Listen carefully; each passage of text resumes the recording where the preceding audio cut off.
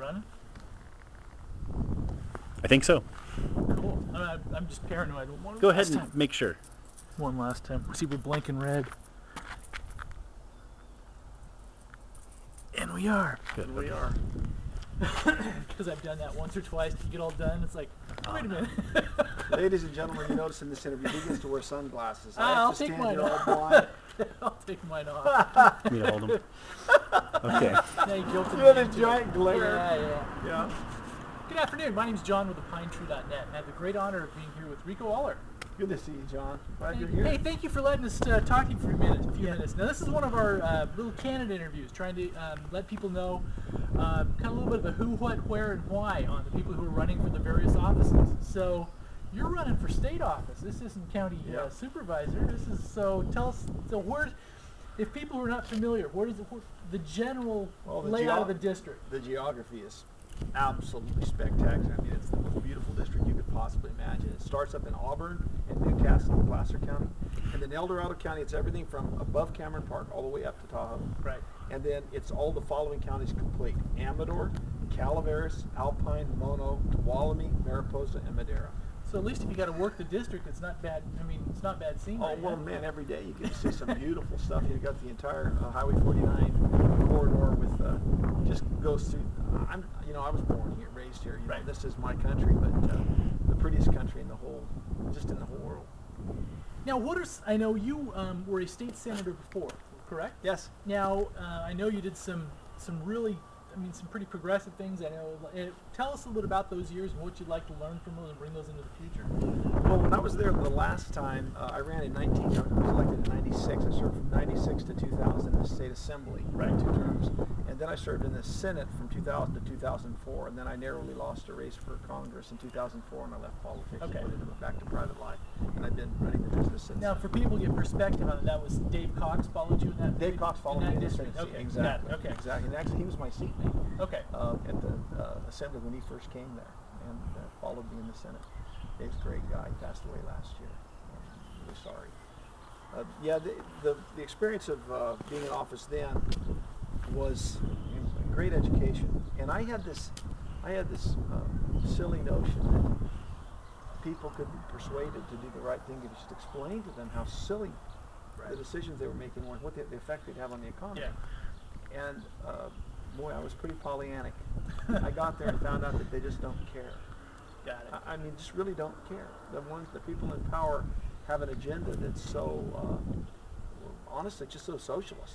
Right. And that they don't care what the outcome is because their socialist philosophy just trumps everything else. So, I guess is some of the quest to go back and with the more of not a jaundiced eye, so to speak, to actually a little bit more cynical, a little more trench warfare type of thing. I have to say I'm a little more cynical today than I was then. I'm less inclined to just take things at face value, but also just more realistic. Right.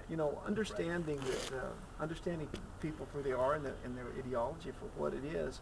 One can do a better job of devoting one's time in productive ways, and not so much in unproductive ways. Right. Now, the interesting thing about the legislature is while I was there, while I was at war sort of with the other side in terms of ideology, in terms of legislation, I developed some really close friendships. Some of them with Democrats that are extremely nice that I wouldn't vote for in a million years. They'd make a great brother-in-law, or a neighbor. They're nice people. So you have to separate the conflict part of it from the relational part of it. Right. And for some people, that's very difficult to do because as soon as they develop a relationship, they stop wanting to be confrontational when it comes to the votes and the bills. Yeah. So that's a fine line one has to walk. And I think I did a very good job of that, and I'll do that again. Today, the stakes are just so much higher. We've gone so much further down the road to the left, in the direction of government involvement and everything that we're much closer to what I refer to as the day of reckoning. It's at hand. The state is going to default before very long.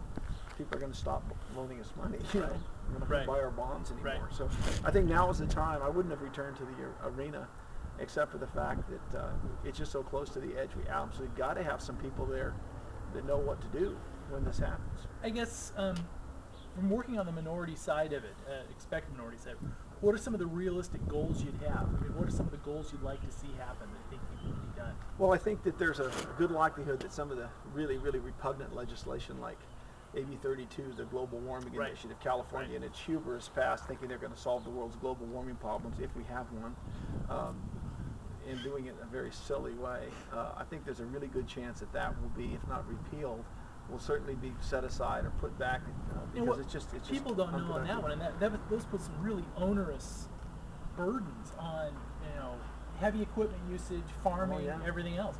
Anybody that has a diesel motor, any kind of an engine that's run in the state of California, it's diesel, is going to be subject to the new regulations. And it's what's really it's hard to say this and not use language that would be inappropriate for tape. Right. What really angers me is that a company such as my own, where I have 4 locations, I'm all California. I'm Placerville, San Andreas, Jamestown, Merced. Right. I'm tied to my geography. My relationships are right here. Yep. I can't pack up and just go away and start over. The businesses that I compete with are national in nature. Some of them have thousands of trucks, where I have 20. Thousands. Consequently, every year they have attrition and they replace certain trucks. When they buy new trucks, what do they do with them? They move them to California. They take their old trucks and they move them to another state and they use them through their useful life just as they would. So it doesn't change the number of trucks on the road at all. And that air does not respect the border. So you're at a disadvantage if you are a California-centric business rather than leverage it over the rest of the U.S. And imagine if you're a manufacturer, it's even worse. For a manufacturer, guys that make pipe or make parts for cars or make bricks or make any product that they can make somewhere else, they're making them in Texas, they're making them in Nevada, they're making them in Oregon, and they're shipping them to California. Why would you put up with the nonsense that California lays on you if you don't have to? Now, for a guy like me, I love California. I mean, I just can't imagine being somewhere else. I've been to those other states, and I've looked at them. I even considered going to Idaho at one time. And the interesting thing is, can't do it. I mean, we have, the climate and everything else is just phenomenal. The only thing wrong here is our government. And if they freed up the economy by reducing regulations, set the tax issue aside, just reduce regulations and take that burden off of businesses, people would say, well, I can see a little into the future now. I can tell what it's going to be like. I'll take that risk. I'll buy that new truck. I'll buy that new building. I'll hire those 4 new people. That's how all the economy is everybody's dreams being brought to reality. That's what it is. And if you don't have the capacity to dream because you're scared, you're not going to hire. You're not going to take risks. Right. Somebody's dreaming. They're flying over. Hey, right on. The airport's just right next to us here. Oh, that's probably Kathy's yanking out right here. We could have to continue again after. And one of the things we wanted to say, though, and we can probably let that roll. One of the things we want to say is thank you for running, because we know that choosing to run for any public office, even at the local level and everything else, is not something to be taken lightheartedly. It impacts your family, it impacts everything. And I want you to know that for a business owner in California to take on the establishment, Republican and Democrat, to take on the establishment, the big government types that are everywhere, is a dangerous proposition from the standpoint of your business. Bad things happen to businesses that take on the establishment. They get audited. They have surprise visits from Cal OSHA. Bad things happen. And if you think that politics is a benign, fair-minded proposition, you're living in a dream world. This is a dangerous proposition. I've always said that politics is a lot more like war than it is like church. And people need to understand that. And the fact is that most people are not confrontational. They don't want to have contentious conversations. They don't want to. They just want to live their lives, be left alone, and raise their families and pay their bills. And go to their church, go hunting, fishing, play tennis, golf, whatever it is they do, and not really get involved get into the trenches. But if there aren't people who are willing to take that chance and make those sacrifices, all of us lose. Understood. What there is. And I'm just... And on that, I will say thank you. Well, really, because I mean that, because it's to running, how it impacts life, and it's an expensive business to run too. Well, it's expensive. It takes you away from takes me away from my business. I know that being in politics before cost me millions of dollars, no question about it. But, I love that. I've got a favorite poem. It's by Thomas Addington Macaulay. It's called Horatius at the Gate. What happens is that the Spartans are attacking Athens. Right. And Athens is protected by the river Tiber and a giant wall and the rest of the city. and there's one bridge that crosses the river. And that pagan runner returns to Athens to tell the city fathers what's happening. The army is approaching. So they go out there with their axes and they start chopping down the bridge. The only escape or route in or out of the city. And Horatius and two other soldiers go across the bridge and they stand to defend the city. And the city fathers are chopping down the bridge. And just before it falls, the other two cross the bridge and barely make it back to the safety of Athens.